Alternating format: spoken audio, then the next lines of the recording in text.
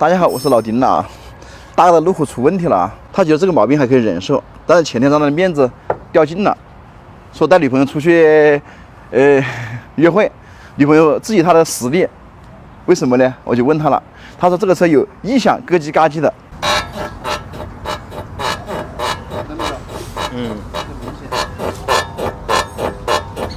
坐在副驾人受不了。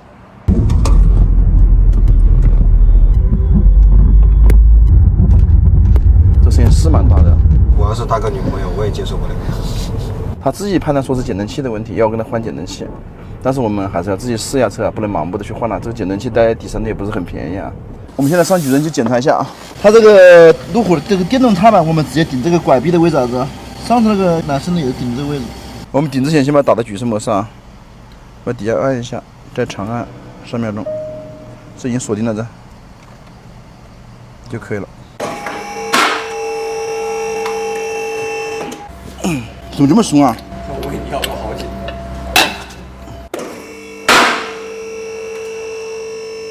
问题找出来了，这啊，这么快？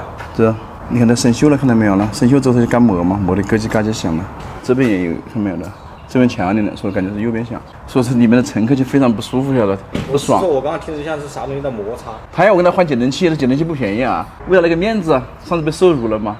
他说无论花多少钱，我给他搞好，先把这下车臂处理掉吧。顺便还检查别的有没有问题，我天哪！我靠，刹车片有没有了？我天，刹车片好薄了呢。为了安全起见，还把别的还是检查一下吧。这平衡杆、衬套加那个连接杆都没问题啊。其实就是那个原理了。开始拆吧。我靠，好重啊！下个狗屁你不一定搬得起来。我操，真。这轮毂都不改一下，为啥？路虎都不改轮胎没意思。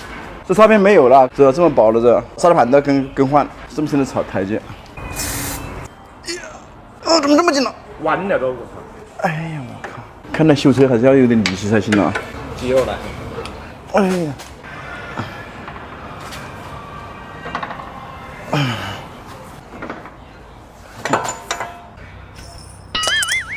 你真的是没有人砸到我。你说自行车有啥？这个别也坏了，有间隙的，听到声音没有？我感觉这个好像是那个声音呢。对呀。不行。好的，好的。老王帮忙，老王来。是吧？对。来吧。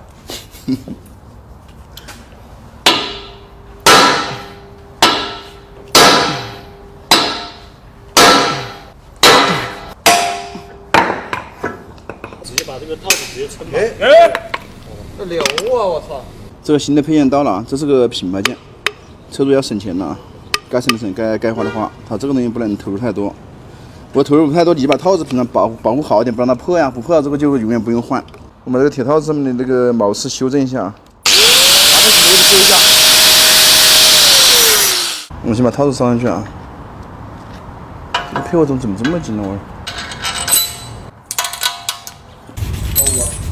说小啊，做脚的这教的，转着啥？我们的衬套压进去了。这套子好难搞进去，我就搞几个小时。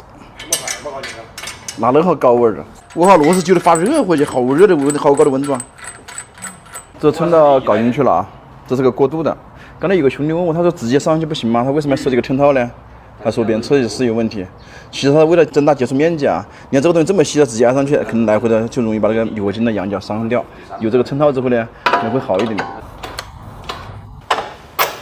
我们把减震器往上顶一点啊，然后让那个下支臂处于平时工作的状态啊，再把螺丝锁紧啊，然后这下支臂的胶套就耐用一点啊。这就是所谓的兄弟们说的什么四方应力啊。我们把另外一边也拆下来了，这个就是那个右边的，你看这里面已经没有油了，然后里面都生锈了，进了几把沙子，干磨，所以右边的声音特别大。车主还要我跟他换2个减震器呢，减震器多贵啊！那幸好没换减震器啊。对啊。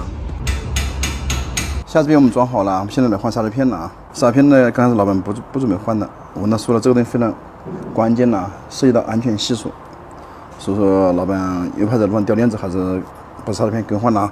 但刹车盘很深的草啊，刹车盘他就不想换了的，已经刹了1毫米进去了。算了吧，我们也不能强求客户啊。这磨的快没有了。呀，咋回事？怎么这样？烂了。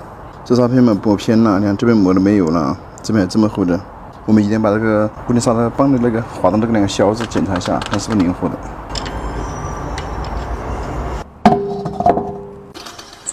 现在全部装好了，我们放了出去试车吧，看我们劳动的成果有没有效果。先把那个举式模式解除啊，而且我们换了刹车片的，这时候刹车是空的，车开动之前一定要多踩几脚刹车，刹车踩硬。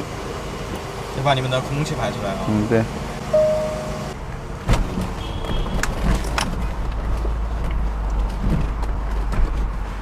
这个大哥还比较有情调啊，你看这氛围灯的，花里胡哨的。爆闪刚刚。车子我们已经开了满员了，已经好了，不响了。